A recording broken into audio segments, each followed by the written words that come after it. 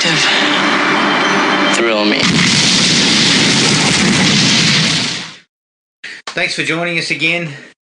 Episode 5 of Slasher, Jared. We're right in the meat, shall we say, of the series. You know, I don't want to sort of get ahead of myself, but judging by some text messages I received from you on Friday, you've got some interesting things to say here. Interesting's one way to put it. Look, what we'll do before we get into that is we'll actually do a little bit of a what we've been watching, because we haven't done that for a number of weeks. So just being that we've been in lockdown, my ass has certainly squared up a little on the couch recently. Yeah, so, a little bit of that. I got a fair bit of that under my belt. So I'll kick off. I went back to Walker. Of course you did. And watched episodes 12 through 15. Look, again, why am I watching this? Well, you tell me, because you can't stop. Well, I did. I fucking stopped and then I just couldn't help myself. You continue to question, but you're the bloke that's keeping this thing afloat. Well, the season 2 is coming out soon, so I've got plenty more episodes up my sleeve. Yeah. Look, the show has grown on me in terms of, I think that they've found a bit of a groove, and, you know, I'm comfortable with the actors and everything like that. And there was one particular episode of those 3 or 4 that I watched this time around that I actually sort of got a bit of, you know, there was a bit of energy to it and there was some interest to it. But the others were they're just fucking boringly cruising along. There isn't much there. I mean, we've said this from day one, Jared. I want Walker to kick someone's fucking ass. Yeah. When's that going to happen? That's the crucial ingredient that's missing at the moment. Yeah, some action. Even if it's just some set pieces that are kind of well done. Yeah. So, look, I'll stick with it. No surprise there. I watched the second episode of Heels. Yep. Enjoyed it, and I believe the third episode is just out. Yep. So I'll have to check that out. But yeah, I really liked the second episode. I kind of really dig this kind of small town wrestling group. It has actually, it does remind me a little bit of something like Friday Night Lights. Yeah, definitely. In some of its structures. And it's got a little bit of this sense of mirroring like what's going on outside of the wrestling. They start to throw it into the matches, and there's this kind of little, you know, if you're a fan of wrestling on any level, it's you can see how they kind of take those storylines and throw them into the ring and all that sort of stuff. And I think it's I'm enjoying it so far. I watched episode 3, and there was this contrast. Episode 2, they didn't do any of the wrestling. Episode 3 was almost all in amongst the wrestling, and they got CM Punk to guest star as this fucking has-been who's just, you know, doing the circuits to keep food on the table, basically. And yeah, I'm really digging it so far. Yeah, it's got some interesting vibes to it, and as I said, it does sort of feel like Friday Night Lights for me, which is good because, you know, I was a big Friday Night Lights fan, so I like that whole sort of small town vibe, and I think it's done very well so far. I watched the first episode of Chapelwaite, which is based on Jerusalem's Lot. Is that? Yep.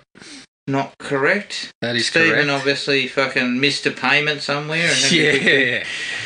Stephen scoured his catalogue of short stories and said, "Oh, no one's done this one yet." Put it up for auction. Somebody leapt at it. Look, it's pretty solid. It's a bit of a slow burn by the look of it. Yeah. But it's pretty well made. And Adrian Brody, I've always been a fan of him as an actor. And he's quite good in this. So I'll check out the next couple of episodes and see where we're going. Now, we went on a bit of a teen film kick, me and my wife. We watched She's All That from 1999. I remember that being like, I remember people saying it was sort of like your classic 90s teen film. No. I don't think it was ever that good. There was fond memories, but I don't think it was ever that good. Yeah, but even looking back, I can't quite work out what it was. Well, you don't, That kind of- you know, you can't recall the times when Freddie Prinze Jr. was getting letters all Was over the hot. place. I don't think Freddie remembers those days either. When he was fucking big. Yeah. Look, it was okay. Like, it's mildly amusing. I mean, fuck, Matthew Lillard, just this ridiculous dance he does at one point, I was just fucking in stitches. But other than that, it's kind of a bit bland. And it's no surprise here, not long after watching She's All That, we watched He's All That, the new male swapped version with a male sort of nerd, I guess you'd call them. Yeah. Nothing too special there either. Yeah, Just I the have same read shit. I have read some scathing work online about it, so I was interested to hear what you thought about it. Look, I wouldn't be as scathing as they were. I mean, I knew what it was. You know, like you got to go into these things with a bit of a fucking modicum of knowledge that, yeah, look, it's not going to be great. It didn't really do anything different with the stuff. It was exactly the same, really. So what I read, it Considering wasn't it's 20 necessarily years people- older. What I read, it wasn't necessarily that people didn't know what it was. It was just the way that it came together. They reckon that, they've cast someone from TikTok rather than an actor, and Yeah. essentially they said there's just no laughs, there's no charm, there's nothing really. Yeah, it lacked a few things. Matthew Lillard, again, the really only amusing part of the film. And he's in it for maybe about 5 or 10 minutes. Look, as far as the girl from TikTok, like I'd never heard of her. I'm not on that sort of shit, but she was. I cannot believe that, mate. I just can't believe that. You've shocked me there. I thought you'd be making your own TikToks. I'm taking you by surprise, am I? I mean, I can see you getting up there doing the latest TikTok dance and sort of, sharing it around and that sort of thing. Fuck. Well, I asked Caitlin one time. No, this is what I asked. She told me that there was a video of a bloke lip syncing a song whilst drinking some sort of orange juice on a skateboard. Yeah. And then she goes, and now the orange juice has gone through the roof. And I'm like, what the fuck? Mate, it was ocean spray. It was ocean spray. Sorry. They gave Spray. him a fucking truck. And I'm like, what the fuck? Like, honestly. Yeah. And I kept saying to her, I don't understand. She's like, and she's like, yeah. Look, it's the latest way I'm to do totally it. shocked. I'm shocked by this. I don't understand. Look, mate, I couldn't fucking get my head around how you make money off this shit. Oh, jeez. If I can work it out, Jared, we should get in that fucking business. Yeah, I mean, I can't imagine the sort of shit we'll be putting out there, mate. Like, given that you understand, seem to have wrapped your head around the whole social media following and things like that. It's yeah. Yeah, of course. Yeah. I'm the perfect bloke for this. Exactly. All right. Okay. Let's get back on deck. Oh, we also watched Can't Buy Me Love from 1987. Is it 87? With a very young Patrick Dempsey in it. Again, I have fond memories of it when I was younger. They're probably not as fond now. And a lot of these movies, I mean, fuck, you look at them and you think they would never get made today. No. There's some of the stuff that goes on, you're just like, yeah, you can see this being kind of cut out of it or removed or whatever. So, are you talking about movies like Soul Man and things like that? Yeah. Yeah. Movie. I think movies like Soul Man shouldn't have got made back then. Oh, shit. Oh, terrible, terrible stuff. I watched all of season 2 of Slasher. Look, I enjoyed it again. The outcome kind of sticks out more when you watch it again. You kind of see the little bibs and bobs of what they were going for, and you can kind of see that it's there. Overall, it was okay. I'm thinking of going back and watching season 1 as well. Mm-hmm.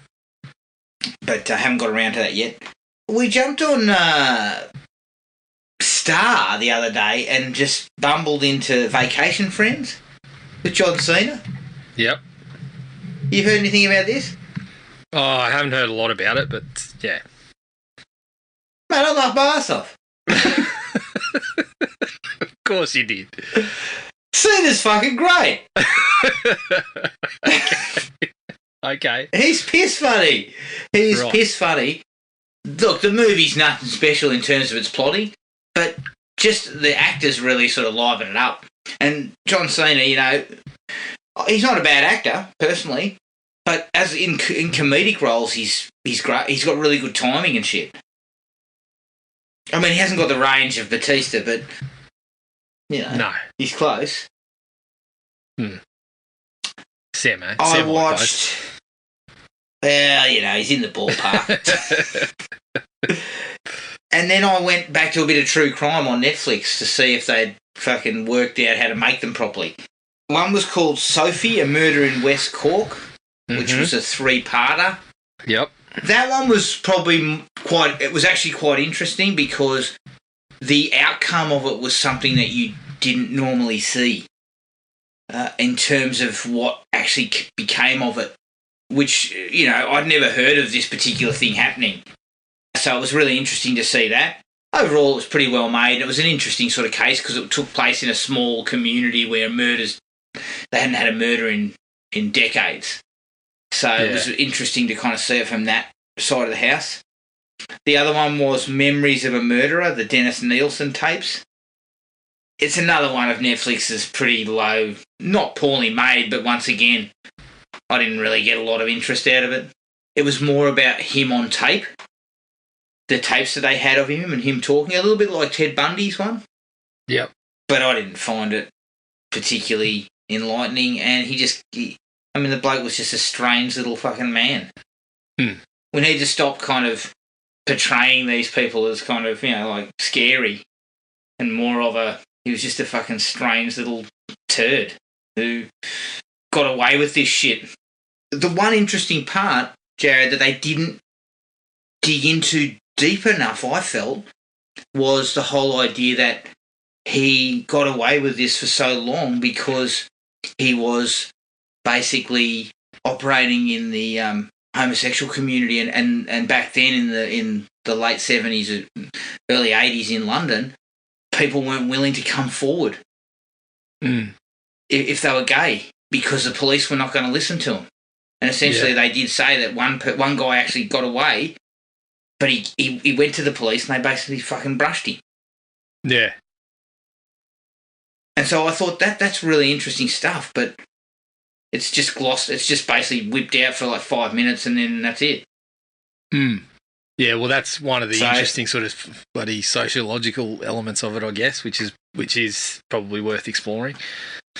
Yeah, I think. I mean, I would have been more than happy. I think it would have been better to explore more of that as the kind of the angle to take. But yeah, once again, I think Netflix, you know, come on. Let's stop just letting any old fucking idiot put together a documentary because it's true crime related.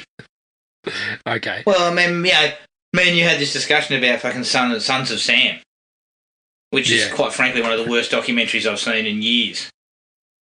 No, I wouldn't go that far. I think it was look, I think it was an interesting doco, that one, but it was stretched out. Well, in terms of its factual relevance, though. Well, this is the thing. It would have been an interesting doco if they had taken if it was just probably a feature length, not bloody 4 episodes or whatever it was, and if after a certain point they started introducing, hey, this guy might have been a little bit loose. He might have lost touch with reality at certain points of this investigation. But instead, what they did is the last 10 minutes of it, they said this might have been the case, when really it was the case from very early in the investigation. So I don't think that was a bad... Yeah. I think that would have been an interesting... I think that would have been a pretty good doco if we didn't spend so long. And I think that was the Netflix problem on this one, that they wanted more of it. Yeah, the 4 episodes. At least the Nielsen one was just an 85-minute documentary. Yeah. Funnily enough, it probably could have had an extra episode to discuss those sociological angles, which I think would have actually given it some depth. Yeah. But, yeah, it's a little bit up and down in their true crime stuff. That's it for me, though. Right. What'd you have? All right. Well, I finally watched Blood Red Sky. What'd you think? Yeah, I was pretty happy with it. I liked the way that they presented what was going on. Something a little different, but it then does fall into very standard fare after that. But yeah, it was enjoyable. I thought I had a pretty good time with it. Yeah. Adam, we spoke about this, but I mean, I love watching Joe Bob Briggs, and I love even a bad movie with Joe Bob Briggs, but Hacker Lantern really tested me. Look, it was a bit of a laugher because of how inept it was and how, as he continually points out, the guy didn't seem to understand what Halloween was. And the funniest part of the thing was that they'd cast the bloke in a fairly major role thinking he was a big star. His name escapes me at the moment, but he plays the grandfather. Oh, yeah. And he was awful, mind you. Pike. That's it. Holy shit. Puts together one of the all-time worst performances I have ever seen. I mean, you tell me occasionally that Donald Pleasance is hamming it up. Donald does not know what... Donald's not even eating fucking meat compared to this bloke. Donald's a veggie. Donald's a fucking vegan. This guy. This bloke's a fucking slaughterman. Oh, he's dishing up one of the worst performances I've ever seen in my life. So, look, it was interesting. As I said, Joe Bob always adds something. So it was interesting to watch it from that. But good Lord, what a strange film that was. You know the funny thing about it too? High Pike, like I remember when I put it on, he's in the opening scene with the little boy. Yeah. On the back of the truck. Yeah. And as soon as he opened his mouth, I was like, oh fuck, what am I in for? I didn't think he was going to be in it for that long, but especially, immediately you see him and you think, oh, well, shit, hopefully he won't be around much, but unfortunately. My personal favourite, I couldn't stop laughing at the sequence where it's at the dance near the end. Yeah. And they're trying to sort of create this air of sort of suspense or whatever with the guy in the mask or the fucking, they're dressed in like monks' robes and shit. Yeah, the mask actually looked alright. That was one thing about the movie. Yeah. But they do this shot where it kind of pans across all these people dancing, and then you're supposed to be to sort of see the masked guy hidden in amongst the crowd. Mate, there's 4 people dancing and this bloke's fucking standing in the corner. Yeah. The music goes all... I'm like, oh, shit. It was very strange. Oh, fucking hell. I did a little bit of work with Joe Bob, actually. I also watched Chopping Mall. How was that? It was all right. It was a bit of fun. I mean, it is... Everyone always brings it up, but it is funny that it's called Chopping Mall and there's no chopping to be seen in the entire movie. But as a little bit of exploitation fare, I didn't mind it. I thought it was a bit of fun. Mm. I also watched Maniac, the original one. Oh, yeah, I hadn't seen it. That one had escaped me. I had seen it. I've seen it years and years ago, and I vowed that I wouldn't watch it again.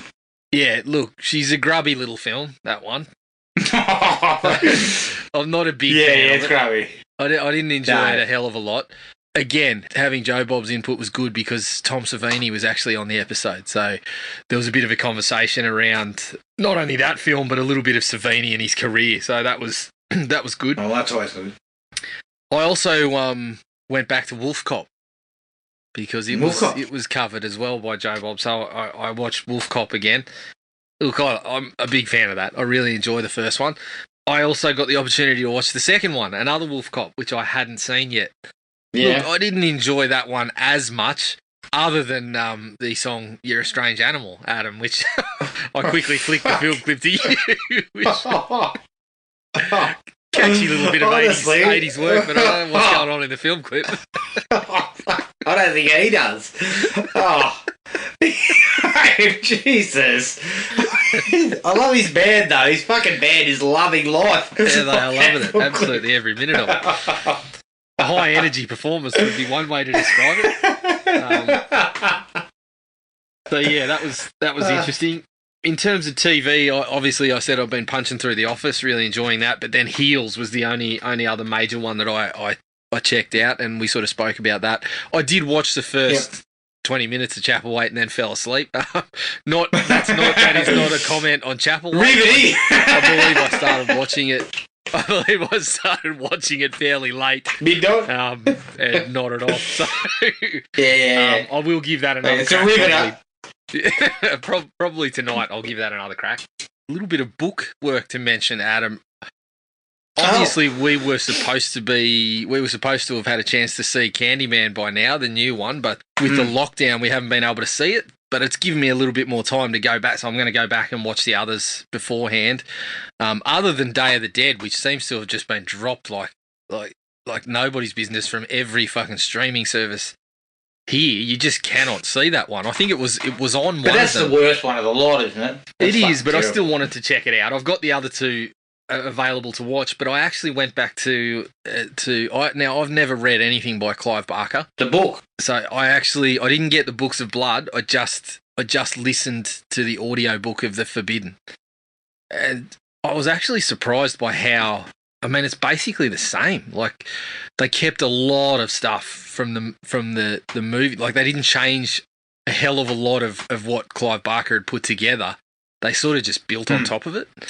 And I do think the movie actually built it to took the thing to another level. But what he put together was very, very good, and was, essentially all of the stuff was already there. They just obviously, it's been well documented how they took it to the different location, and obviously the design of the Candyman in general is kind of what we know now from the movie. But yeah, it was a good one to go back and listen to. It was fairly brisk. Okay. So aside from that, worth your time? Yeah, definitely worth the time. I actually found it on YouTube, I think, so I didn't have to. I shouldn't be saying that, but I didn't have to use one of my audio credits because it was sitting there. Look, I didn't put it up there, so I've got limited culpability. Yeah, exactly. You've got no culpability in my book. Fuck. You don't put that bullshit up there, I'll fucking watch it. So it was free. It was there to listen to, and I just decided to do that. Other than that, I got onto a bit of documentary work myself. A little bit different from your work there, Adam. Probably a little less serious. Well, okay. I watched one called Insert Coin, which was about Midway. Obviously, a bit of a link to our action movie stuff there, given that they really kicked things off with the Terminator 2 arcade game. But yeah, it was pretty solid. It wasn't a riveting doco, but it was good to, if you had any interest in, we were in arcades right at that time. Like, I remember the frenzy around things like NBA Jam and Mortal Kombat. Obviously, if you've listened to this before, I was probably caught up in that myself, being still a Mortal Kombat fan to this day. So, that was really cool to watch. The other docos, Adam, both of them extremely relevant given what our next movie is going to be. A couple that I just stumbled across on Amazon. The first one is a documentary called Stallone, Frank, that is, which is all about our man Frankie Stallone and his career and how he... I mean, it was entertaining, but I've got a bit of an issue with how it was portrayed. It was all portrayed as kind of just missed opportunities. But there was certainly not a lack of talent. Well, there's certainly a story to tell there, in the sense that he was busting his tail trying to make a music career long before Sylvester was doing his stuff, and did have a couple of opportunities that were, a couple of. I mean, it's the sort of story that the music industry's littered with, right? Oh yeah, we signed a deal, but then the next week, the record company slashed all the the marketing costs, and we missed out. and all this sort of stuff. But I think in the long run, you get the sense that the guy grinded and did his work, but possibly didn't have what it took to be the best of the best. And really, if you look at it, probably did get more opportunities than other people did because because of his brother. Because he got into that scene with Rocky, he got the little, take it back, and all that sort of stuff. Like, he got a couple of chances on the back of that.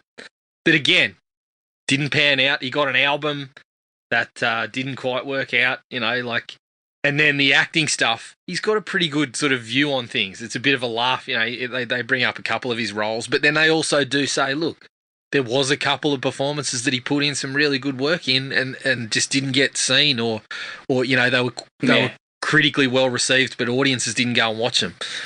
So, it was an interesting little bit of work. It was probably a little bit too much, a little bit too gushing. Like, everybody in there was just, oh, he's super talented. You should see him performing. I mean, there was one part at the start where they've cut this little bit to... They go, oh, Frank, he's just got a command. He's a performer like no other. And they choose to cut it to this musical bit where he stops in the middle and does this little kind of shimmy and flicks his arm to the side. And I just burst out laughing. I was just like, that is not what you want when they're talking about your performance skills. But everyone's in it. Sylvester's in it. Yeah. Arnie's in it. They give a little bit less time. And then there's a couple of real interesting ones, like Richie Sambora shows up. And I'm sitting there going, what the fuck's Richie Sambora doing here? But it turns out that Richie Sambora, as like a 17, 18-year-old or whatever, filled in for a couple of gigs for his band. And Sambora was saying, I used to go and watch them all the time. I loved them. So, it was interesting enough. It wasn't great. It was, like I said, it was overly gushing. I think everyone was talking about how great the bloke was. And I appreciate the work that he's put in. But, I think possibly it's just, when you get to the levels that he's got opportunities at, it is you're. If you don't make something of it, it's usually because the talent's not quite there. Yeah, is that correct? The record company, especially with the doors he would have had opening for him with Sylvester around. Correct, and there is a little bit of how that graded him. How he's overnight he went from a musician that was starting to earn a little bit of respect in kind of the local scenes and all that to Rocky's brother, which would have been hard to call. I can see how that would suck, The other one was, there's a doco on there called Val, it's been put together by Val Kilmer. And look, poor old Val is not in good shape at the moment. No. You get a look at him in his current state, having battled the cancer. Yeah. So he's not in good shape, but the funny side of the thing is that he seemed to have a video camera present for a shitload of stuff. It seems like he documented a lot of his life on video. So it takes you to fucking Juilliard. It takes you to his first Broadway gig where he went from being the lead to being bumped down 2 spots because Sean Penn and Kevin Bacon became available, and he's got footage of it all. He's got footage of him backstage. Oh, wow. There's one part where Bacon and Sean Penn, he walks into the locker room and Sean Penn looks a little bit testy, which is no surprise, but Bacon's there going, is that a video camera? Is that rolling and whatever? And next thing you know, Bacon and Sean Penn are fucking dropping their pants and mooning the camera and all this sort of shit. Like, great stuff. He's got hijinks of high quality actors. Hijinks of plenty, high level hijinks. That's why you get the big roles, But Top Gun. I'm up to Top Gun. I got up to the part where he went through Top Gun and Willow, and just got up to sort of his wedding. But really good so far, really good. He's a strange bloke. I think he was always a very intense bloke. I'm looking forward to seeing how it's going to handle his difficult reputation and seeing if he's going to address that. I would suggest it's not going, I don't know. I would suggest it might be more of a less likely to cover that. Because it's he's obviously in conjunction with him, he's going to have an opinion on that's going to be very different. I would assume that it's going to be. I was just dedicated to the typical response of someone who's an asshole on a film set. I was dedicated to the craft. Fuck off. I'd suggest Jim Carrey. Jim Carrey's said that kind of shit on Man on the Moon. And Jim Carrey appears to be very, very dedicated. Let's put it that way. Yeah. I tell you what I found. Just a side note to that. I saw a quote from Tom Hanks about that, Yeah. and he was kind of like, "Look, if you're being difficult because it's part of the role, I can cut you some slack. But if you're just being difficult to be a fucking prick, then I'll probably job you." Yeah. Well, the question, I was the question, like, "Yep, all right." the question I've got is, if you have to be difficult for every role you do, is that possible? Yeah. Is every role you get require you to be difficult? Yeah, I think there's probably and when it's the lunchroom, fucking don't be difficult. Fucking go and sit by yourself. Just don't be difficult. But also, I don't can you turn that shit off? Dealing with your shit. Yeah, can't you just turn that shit off? You're a fucking actor. That's what you're supposed to do. You're supposed to act when the camera's around, and then you're supposed to be normal, aren't you? Somewhat. I think some of these people aren't normal. They because of look, the industry itself is full of fucking back padding and all that kind of bullshit. Yeah, it's like sport. And then your whole life you've been told how awesome you are. I mean, Jim Carrey is the epitome of fucking self-importance. Like the way that guy goes about things at the moment, and look, I've got an appreciation for what he does and a respect for the work that he's put in. But seeing that documentary about how he acted on the set of Man on the Moon is, I mean, I think some of the shit that he was doing was just unacceptable, and he's lucky that Jerry Lawler didn't fucking pull his head off his fucking neck the way that he was going on. Yeah, exactly. Well, it'll be interesting. It will be interesting to see that play out with Val Kilmer. Yeah, because I'm he's really never been my forward. favourite actor. No. But I've had an appreciation for some of his performances, and we talked about our next action film is going to be Tombstone. Mm. And he's fucking fantastic in that movie. He is. As is, Frank Stallone in Limited Minutes. Is he in it, is he? Yeah. Is he? Fuck, I can't wait. I didn't know. As is Kurt Russell. Yeah, yep. As is Kurt Russell in dual roles as leading man and quasi-director. I'm mistaken. So we're led to believe. But yeah, that was it. That was it for me. I've got to finish Val, but so far so good. I'm thinking, I feel like it's going to end up being another one where, because of the personal involvement of the man and what was required to get access to the film, I guess we're going to have to accept a take on it, and because it's all through his voice, they've got a really interesting sort of way to tell the story. Is that he's frustrated that he can't talk. Really, he can talk, but he didn't want to do the whole documentary with his little Isn't his son? device. His son does all the voice work as him, essentially, and then there's there's videos of him going to Juilliard with his dad. So it's kind of this interesting dynamic there. But I think a byproduct of that is that we'll get, again, a really glowing take on things rather than, I was a prick sometimes. The truth. And they've started to talk about why sometimes he was difficult. I mean, it starts out with his brother was 15 and drowned had an epileptic fit in the spa at home and drowned. And he was kind of like his kind of partner in crime. That they showed all these videos. They would make all these little home videos. They would make all the movies that they loved, remake the movies that they loved at home. And Val Kilmer basically said, I had a fucking, he had more creativity in his little finger than I did. And so he kind of carried that shit for a long time. And I mean, that's a reasonable explanation for some what might have caused some of your intensity and some of your difficult nature. Like if you had, things out of that you didn't deal with. But how far he's going to go into that, it's debatable at the moment. It's always interesting just to look at guys like that, because it also depends on the players, who he's around. Yeah. He's difficult. He was difficult in certain roles because he thought his star was at the top. Right? Yeah.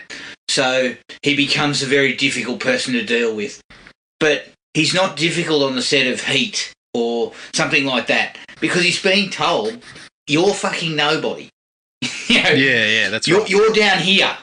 you know, Robert De Niro and Pacino and all these people, they're running the show. You're just down here. Do your fucking job. Yeah. Or they'll tell you where it's at. I'll tell you what the one that I would be most interested in terms of whether he was difficult or not, is something like Top Gun, where it was early in his career. It was also early in Cruise's career.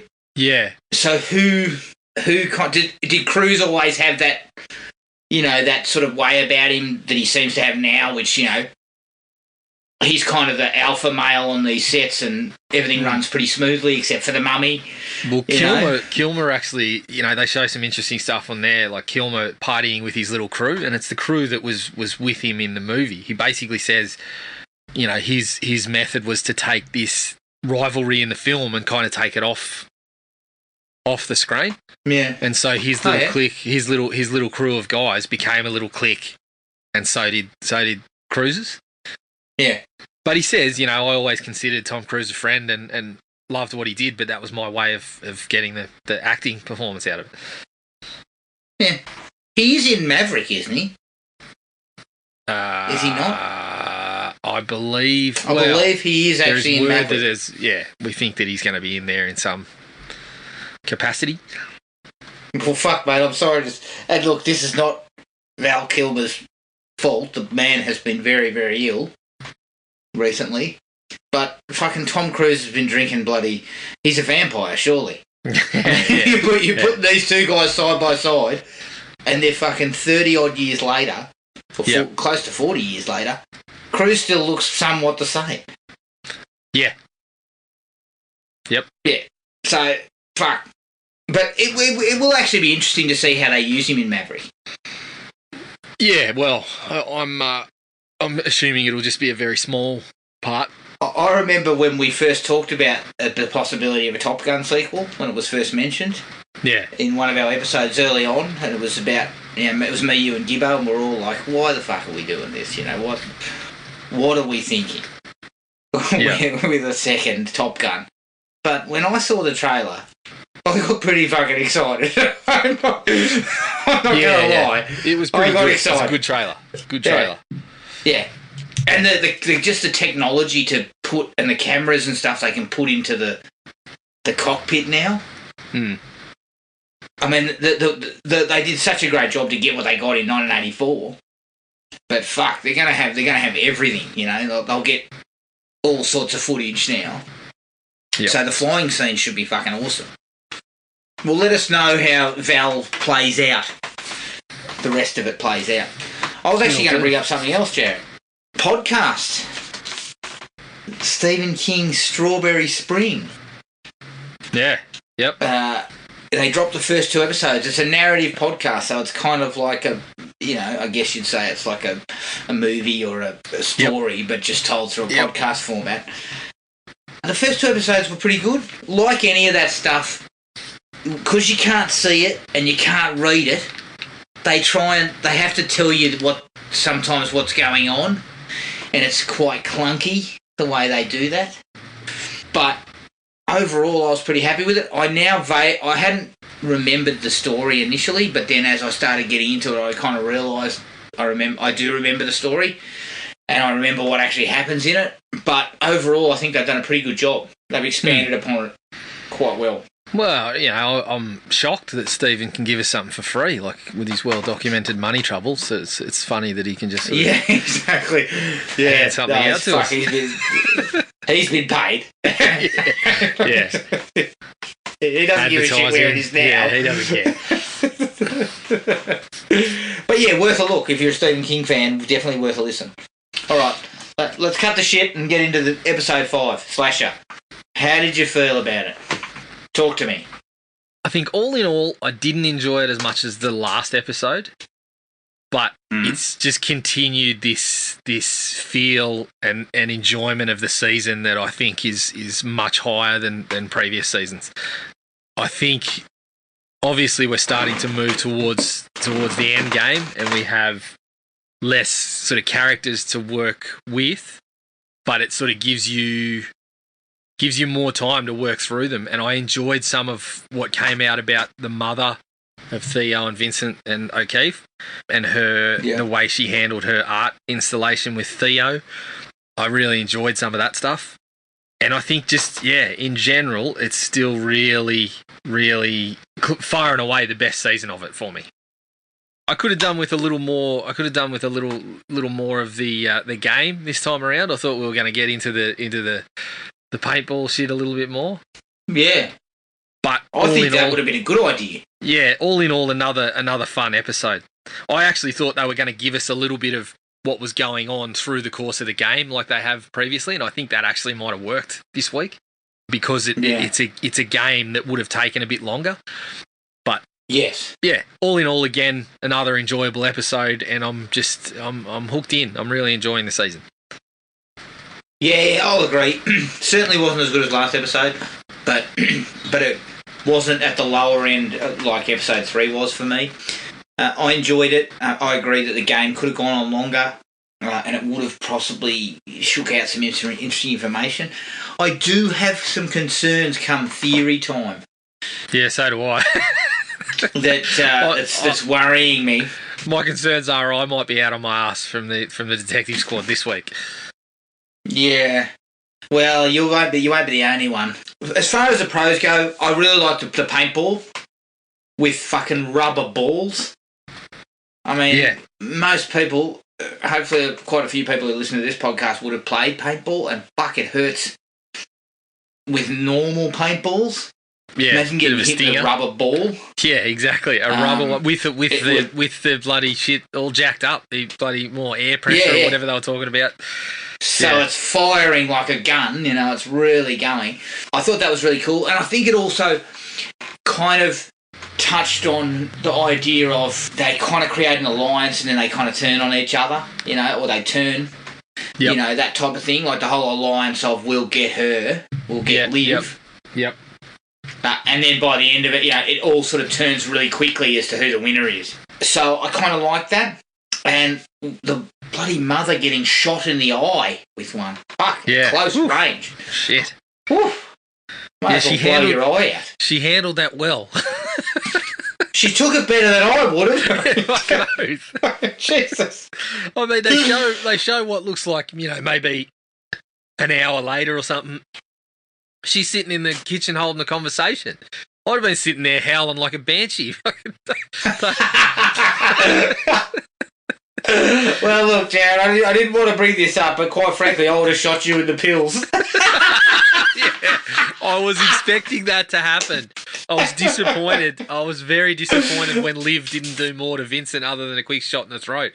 I thought a little, a rubber ball to the agates would have been perfect. Oh, making his fucking Norbert bloody innie instead of an outie. Jesus. Talking about how like a banshee, far out. See, I didn't have a lot of pros and cons. I liked the episode as a whole, across the board. And the short bit we got of Cronenberg where he basically tells the art lady that she's basically just a fucking leech. Essentially, he gives her a fucking serve as he leaves the dinner table. I'm like, this bloke is loving it. He's fantastic. He's got the best role in the show. He does, by far. I also like that we jumped straight into the episode with Liv and Vincent getting into it. I mean, within a couple of minutes, we're locking arm bars and fucking just about snapping arms and shit like that. I thought, that stuff was bound to sort of explode. I was kind of happy that we just went with this episode with less of the kind of dancing around each other and just you can see things escalating. Yeah, that they are sort of escalating week to week, which is good. I also, again, a little bit of what I considered a little bit of the humour that's popping up. When they're heading out with the guns, we get, don't shoot Afra in the face. She's a child, for Christ's sake.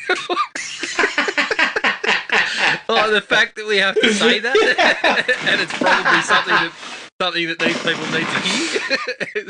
Yeah. Don't shoot her in the face. All right, fuck. Yeah. But everything else is fair game on a child. Yes. I love it. I also thought it was super satisfying that we are starting to. The mother is getting or seemingly getting a little bit of comeuppance.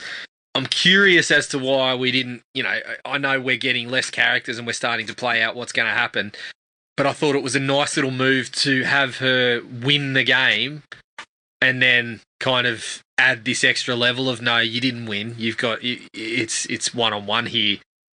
And, confirming everything we've been saying about her the whole way. She's just in it for herself. Yeah, yep. She Even with her own children.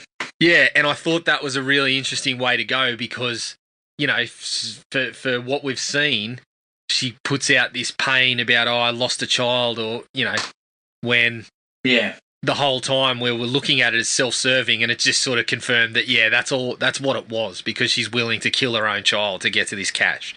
She actually just goes ahead and does it this week. So, I thought that was a nice little way to escalate things too. Yeah, agreed. As far as things I didn't like, not much, really, except for some pretty bad overacting on a couple of occasions.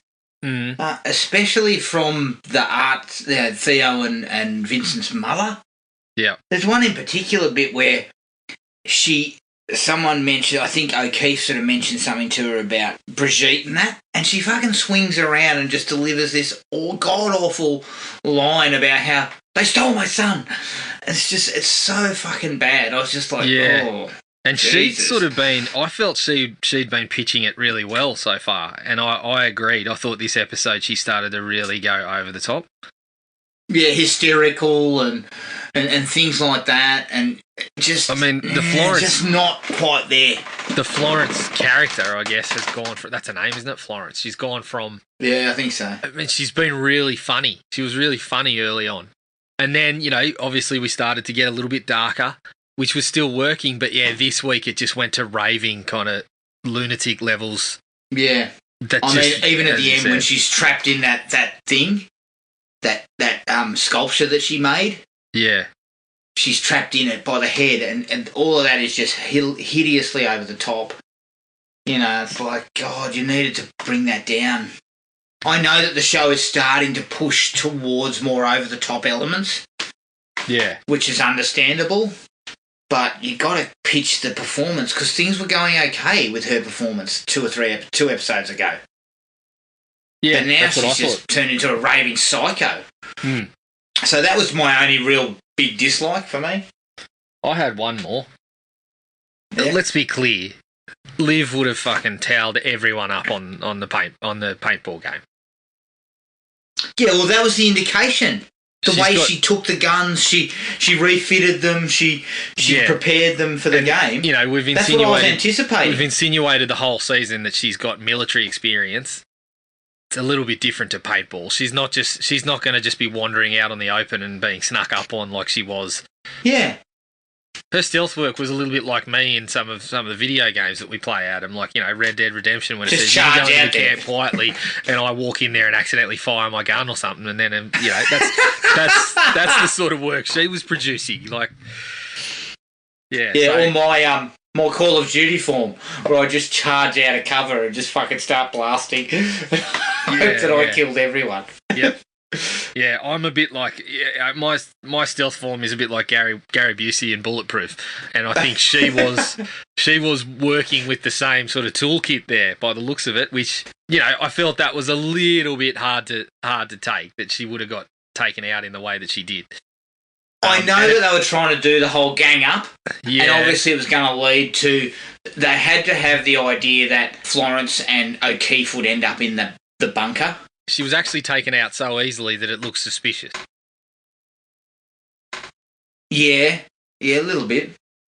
Well, is this theory time? Are you bringing that in as a theory? We could start to move it. We could start to move into there, because I didn't have any other things that I really was down on in the episode. Yeah. Okay. Well, theories. You saying Liv? Well, potential here. That raised suspicion because, like I said, she was taken out relatively easily for someone that seems to have a fairly strong military background, and we're led to believe has seen some sort of action. That's a little bit different to paintball and people that haven't played it before. Yes, correct. So that raises a little bit of suspicion.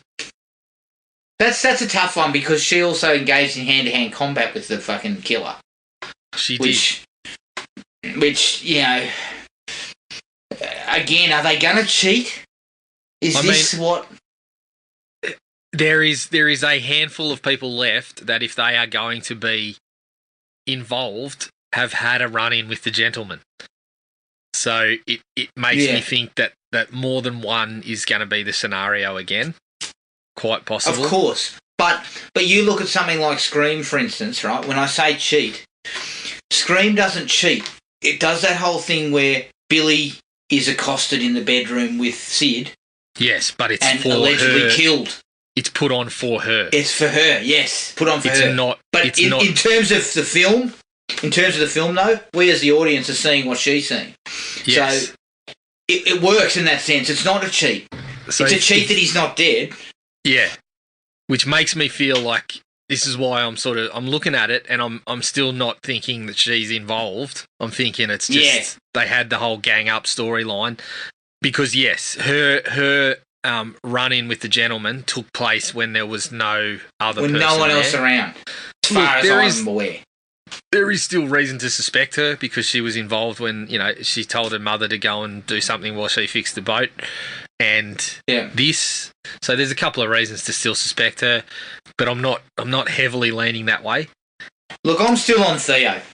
Yeah, even though it's starting to stick out like dog's nuts because he found his dark side a little bit this time. Yeah, and we saw a bit more of him being sort of ruthless. Yep. But honestly, we are whittling down suspects. Yeah. I mean, who in the world could it actually be? Well, I'm going to go this direction. I'm going to say Theo's not involved, and I'm only going to say that because I feel like I'll be disappointed if it is him because what we've said, he's the one that's sticking out.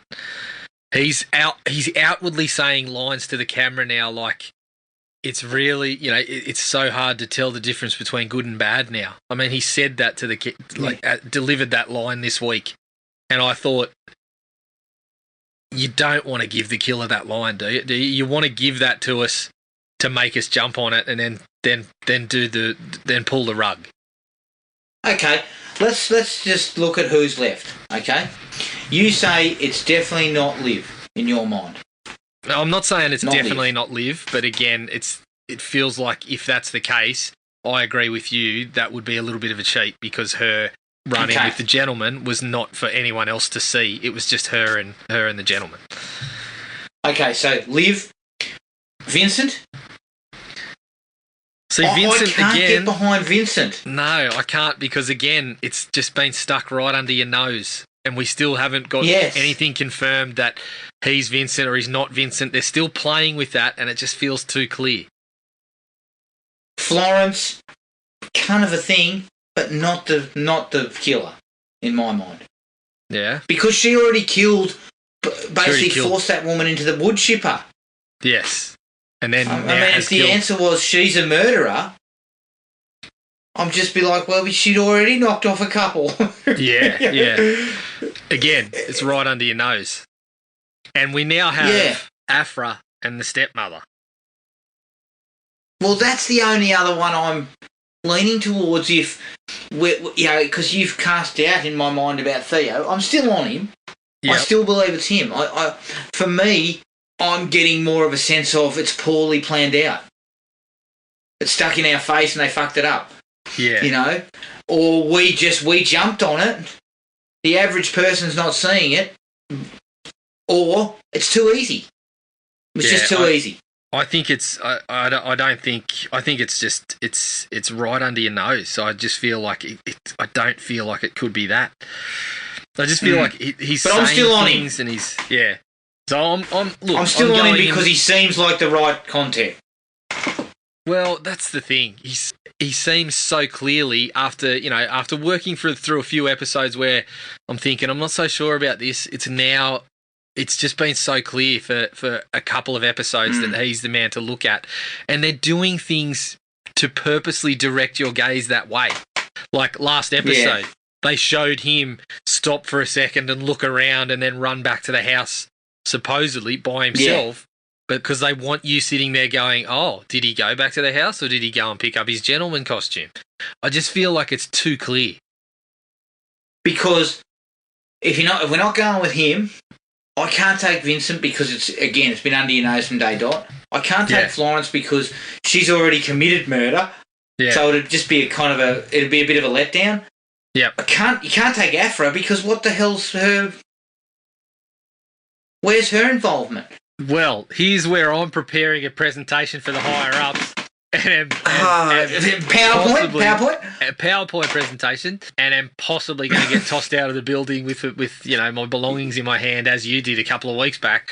I can't shake the feeling that Afra's just something of a wild card at the moment because we're getting all these backstories of everyone else and why they're here, and there's some mystery around some of them, but I'm looking at her and there's just nothing been put forward, and there just seems to be no reason for her to just be floating around all the time.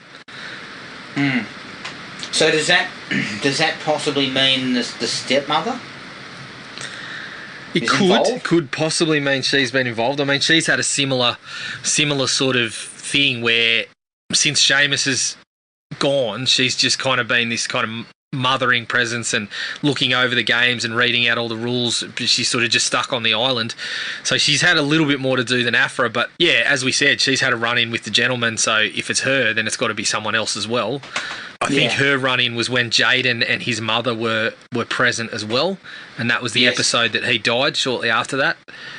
So it indicates two people involved, if that's the case. If Afra is involved, then it has to be, right? Because again, we're bringing up the physical thing. She can't be the gentleman because she's the shortest person there, and the gentleman's been shown up as being taller than other people already. But with regards to the stepmother, that works because she's attacked by the gentleman, but there are other people there.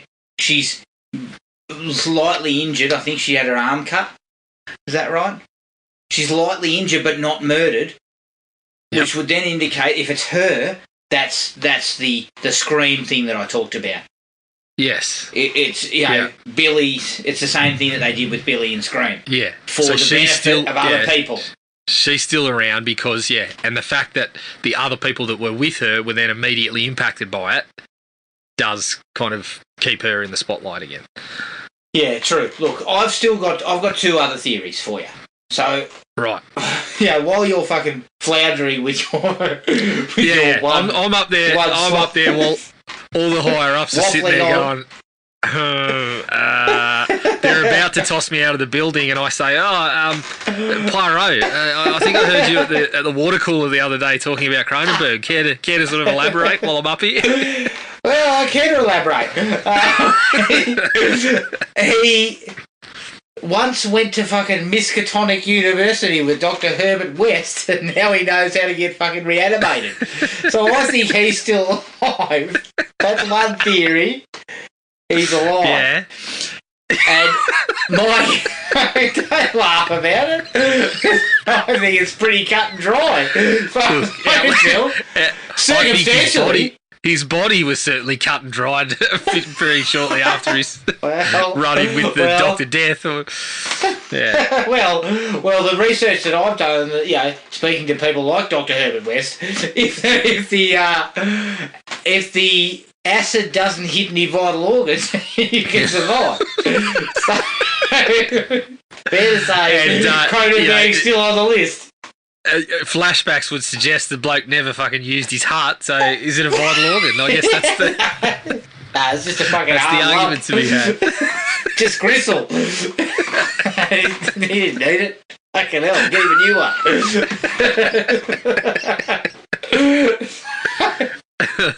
So, my other theory is this. Is it still possible, and I raised this theory previously, and I'm still... I mean, I'm not as comfortable with the idea that Vincent's an imposter anymore.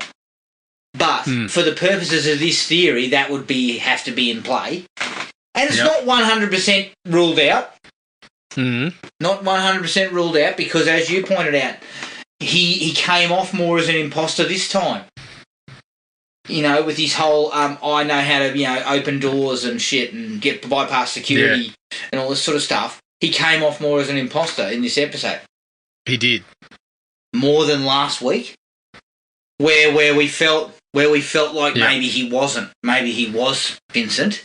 My theory is it not possible that, let's say the stepmother's involved, that Vincent is an unseen presence still on the island and he is the gentleman? Yeah. We haven't seen him. We don't know him. It's definitely He still is possible. Vincent. And this guy's not Vincent. He's an imposter because fucking Cronenberg stitched him up and got him round there to stir the pot. It's definitely still possible. But then you've also got Vincent would have to somehow be involved in that, wouldn't he? If he's an imposter. No, because he's there on different... No, not necessarily. If he's an imposter and there's no knowledge from him about the real Vincent, it just raises big questions about what he's fucking doing there at all. But maybe Cronenberg got him in there for some reason, and that'll all play out. I don't know. I haven't put those pieces together. I mean that because that would then take care of the fact that we don't need to pick from two of the leftovers as being the killer and the accomplice. Yeah, true. The killer is not someone we have not seen. Yes. I don't know. I just think, again, that would come off as a little bit of a cheat because we've spent this whole time with this Vincent and then they're just going to say, oh, but yeah, you know, we kind of had the suspicions that he's an imposter. I think, look, that they could work that better than some of the other theories we're tossing out. That's for sure. Look, I'm going to fall on my sword here and say something like that would work out better than having Afra involved, even though I cannot shake. Yes. Every time she walks into the room and eats something, I think, what are you doing here? Why are you here? What are you eating? What are you eating? Yeah. It doesn't have lead in it. Fuck. Like it's just. No, you know, I'll tell you why I'm leaning towards this now. He could conceivably, and using a real life case for this, is the imposter Vincent did what that fucking bloke did. He was from France and he came over to America saying he was a fucking missing child. Yep. And basically he just did it because he could, essentially, and he wanted to get out of where he was. And people bought it because they were willing to buy it. Yeah. And so that could be what they're aiming for. That he's got wind of something and he's come over saying he's Vincent. Yep. And the family's accepted it. Right? The real Vincent has never left the island. Yeah. He has been there his whole life. And he's an unseen presence who's now the gentleman. Well, that makes sense. He's in cahoots with someone. That makes sense. He wants revenge on the family. And he gets revenge by using somebody who's not part of the family as his accomplice. Yeah, which and is the stepmother. It does things like, you know, fits with the title, Flesh and Blood. You know, like obviously there's a lot of ways that could fit with what's going on, but if that's kind of hinting towards where it's heading, then that sort of fits as well. Like, I think that's more reasonable. I just feel like if they decide to go that path of, like, they've done a lot of work, and I think they've done it pretty successfully of keeping. I mean, well, fuck, look at me. I can't figure anything out. So I think they've done pretty well with working through out of the people that are still there, springing a surprise on us. So if they decide to bring in, you know, that it was Vincent and we didn't see him, even worse if they bring it in and it's like they pull the mask off and you go, oh shit, it's Theo, but then it's like, no, they were twins, so this is actually Vincent or something like that. Fuck, that'd be... Oof. Yeah, so I don't know. That theory for me's got legs because... look, it's only got one leg. The other one was eaten off by acid. But it's not got two legs just yet. That's right. No, so the theory's still alive. Yeah, it's fucking unbalanced, this theory. It's only got one leg. But those ideas have the potential to be correct, right? And play into the fact that we don't need to have seen somebody in the costume Well, because that's one thing shit. thing that we have continued to look at is how tall this person is. Yes. Is it a man? Is it a woman? It Well, you couldn't have be to a look woman. at some of that. You have to look at some of that stuff. Like, Yeah. you know, I remember So looking by at, taking this, if I look at something like Happy Death Day, that's how I fucking figured that story out. That was one that I picked, and I picked it because they showed shots of what the killer was wearing. You know, so yeah, it's something that you got to take in. But again, it is, as you're pointing out, it is something that they can play with to really kind of twist our expectations a little bit. And by the sounds of what we're dishing out, they don't have to do a fucking lot of that to have us tangled in knots. Fucking hell. I'm tied in a fucking knot. I think the bloody Cronenberg's still alive. Yeah, you're hanging your hat on. Cronenberg's still alive. I'm hanging my hat on. It's the little girl that's running around eating all sorts of different things. Like, yeah, I just think that theory takes care of some of the issues. yeah, it does. It does. Okay, and actually gets away from Theo, who we now think it's too easy to believe it's Theo. Yeah. So if Vincent, who was never, because you know what, I look at it as like the Sixth Sense, right? And yeah, I don't know how people would probably ask, how are you coming to this conclusion? But the Sixth Sense. What? It's dead people. You've actually tossed that out. So it's not a long bow to draw. Yeah, that's right. Yeah, true. I'm still on par with what I normally trot out. But the thing is, in the Sixth Sense, and you know, spoiler alert for anyone who hasn't seen it, but Bruce Willis is shot in the first 5 minutes, right? But because of the way they present it, most people didn't see that Yeah. as being he's dead, Yep. right? So if you look back on the Sixth Sense and you see he gets shot in the first few minutes, you realise, well, they fucking gave it away at the start. Yeah. But the way they present it and the way it's filmed is what keeps you from thinking that. Yeah, but so the difference for me there is that they've constantly kept our eyes on Vincent and had this is he an imposter, is he not thing continuing through the season. So I feel like that's why it's different, is because the thing with the trick with the Sixth Sense was the misdirection.